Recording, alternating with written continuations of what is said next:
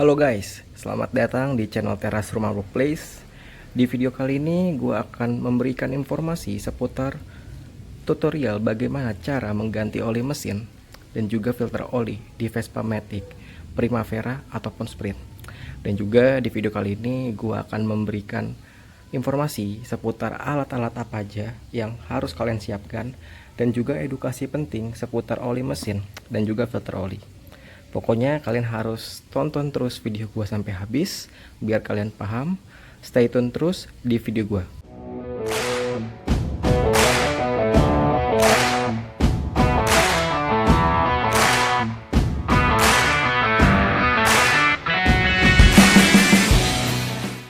Oke guys, sekarang sebelum kita mulai untuk ganti oli, hal pertama yang harus kalian siapkan adalah lap guys. Lap ini kalian alasin di bawah standar kalian biar nanti tumpahan olinya itu nggak berceceran ke lantai rumah kalian.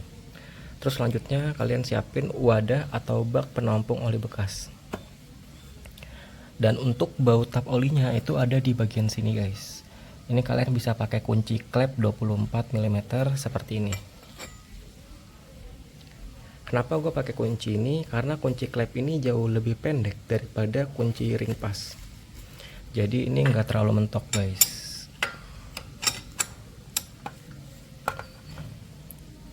Nah nanti untuk bukanya itu kalian counterclockwise atau berlawanan arah jarum jam. Nah kalau nanti baut ini berat itu bisa kalian hentak pakai palu guys, biar bautnya ini jauh lebih enteng. Nah terus untuk filter oli itu ada di bagian sini. Ini bisa kalian jepit pakai fist grip di bagian ini. Cara bukanya nanti juga sama seperti baut, berlawan arah jarum jam. Alatnya seperti ini. Kalau misalkan kalian nggak punya fist grip itu bisa pakai tang burung. Kalau gitu langsung aja kita mulai guys.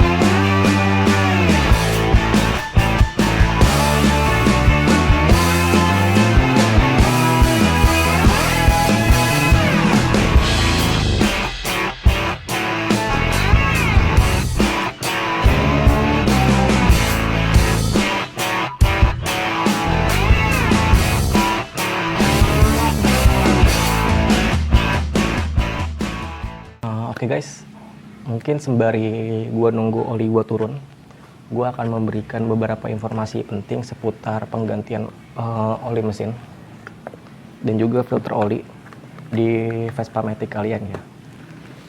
Mungkin kalau untuk tutorial penggantian oli itu udah banyak ya beredar di internet ya. Itu bukan sesuatu yang bukan sesuatu yang sulit juga. Cuman gue nggak bisa mengeneralkan itu sebagai sesuatu yang mudah ya, karena masih banyak juga orang yang belum tahu, khususnya tuh di wanita. Maka itu gue ingin memberikan beberapa informasi penting. Mungkin hal pertama yang ingin gue sampaikan adalah tentang kompresor ya. Jadi kalau misalkan kita ganti oli di bengkel tuh kita sering menemui si lubang pengisiannya itu tuh ditembak pakai kompresor. Nah itu kalau menurut gue pribadi itu jangan. Kenapa? Karena si kompresor itu kan dia mengandung endapan air ya. Jadi ketika ditembak itu ada resiko oli kalian itu terkontaminasi dengan air. Jadi menurut gue sih natural aja kalian mengandalkan gravitasi ya. Terus mungkin yang kedua itu waktu penggantian ya. Kalau untuk waktu penggantian ini gue berdasarkan buku manual servis Vespa ya. Mungkin nanti bakal gue cantumin juga di video biar lebih jelas ya. Kalau untuk si penggantian oli itu, si Vespa itu dia minta di 5.000 km. Nah, terus apabila itu tidak tercapai 5.000 km, dia menganjurkan tuh mengganti per 5 bulan. Jadi kalian perkirakan aja itu jauh lebih cepat jarak tempuh atau waktunya ya. Terus selanjutnya untuk filter oli. Nah, untuk waktu penggantian filter oli sendiri itu kalau dari buku servisnya Vespa itu dia menganjurkan itu tiap 10.000 km. Nah, apabila 10.000 km itu nggak tercapai tapi jangka waktunya itu udah 10 bulan, maka itu harus diganti. Itu sesuai dari standar buku servis manual Vespa ya. Terus mungkin yang ketiga lebih ke spesifik oli ya, oli mesin. Gua nggak akan memfokuskan ke merek ya. Kalau merek mungkin bebas, kalian mau pakai oli merek apa aja itu fanboy ya. Tapi lebih ke spesifikasi. Jadi oli yang tertera di Castrol ini, itu spesifikasinya itu udah sesuai dengan standar dari buku servis manual Vespa. Nah, mungkin di sini ada, bisa kalian lihat ya. Di sini tuh ada 10W40.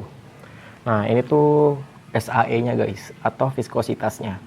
Jadi 10W40 itu, W itu artinya tuh dia winter. Jadi viskositas ketika mesin itu dingin tuh sebesar 10, tapi ketika mesin itu panas atau sedang bekerja dia tuh 40. Nah, terus selanjutnya spesifikasinya itu adalah APSN.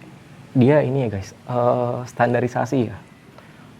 Jadi kalau misalkan si APSN ini biasanya itu dia itu levelnya itu pakai alfabet ya. Semakin tinggi alfabet yang di belakang itu semakin bagus kualitas olinya. Jadi APSN, SM, dan seterusnya ya. Terus mungkin selanjutnya ini ada lagi JASO MA2. Nah, ini juga sama, standarisasi juga. Untuk yang sering kita jumpai itu kan kalau di oli itu ada JASO MA, MB, terus MA2 gitu. Udah mungkin bakal gua cantumin juga di video. Terus selanjutnya itu tentang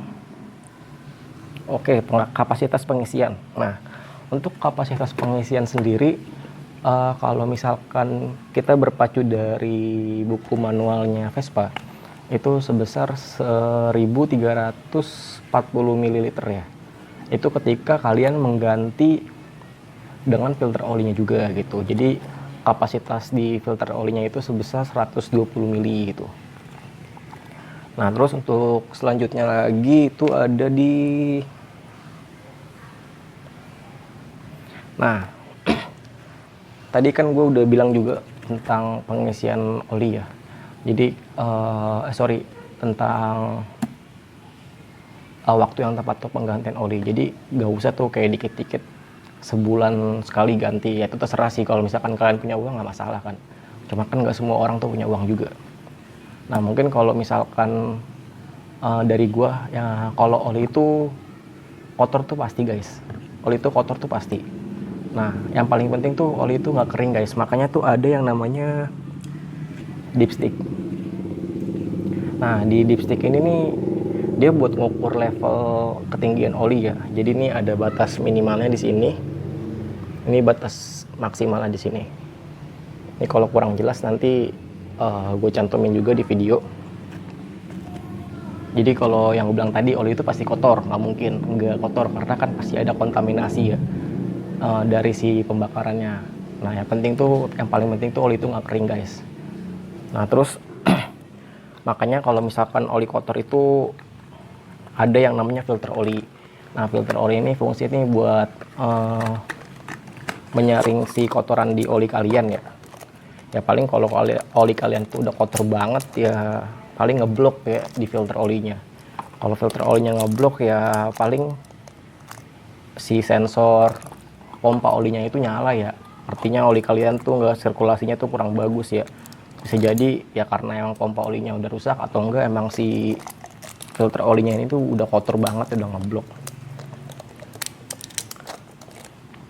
Kalau gitu mungkin gua isi dulu olinya dan gua ganti juga filter olinya. Stay tune terus di video gua. Oke guys, sekarang gue udah selesai ganti filter olinya. Ini filter oli yang baru udah gue ganti, dan ini yang lama. Oli pun juga udah gue isi. Mungkin kesimpulan dari video ini adalah ketika kalian ingin isi atau ganti oli sendiri di rumah ataupun di bengkel, kalian juga harus tahu spesifikasi jelas dari oli tersebut sudah sesuai standar dari buku servis manual Vespa atau belum. Dan kalian juga harus rajin-rajin ganti oli, jangan kerajinan juga sih, intinya kalian sering-sering cek nih level olinya udah sesuai standar apa belum. Terus kalau misalkan emang udah waktunya ganti oli, kilometernya sudah tercapai ataupun bulannya sudah tercapai, kalian bisa ganti oli.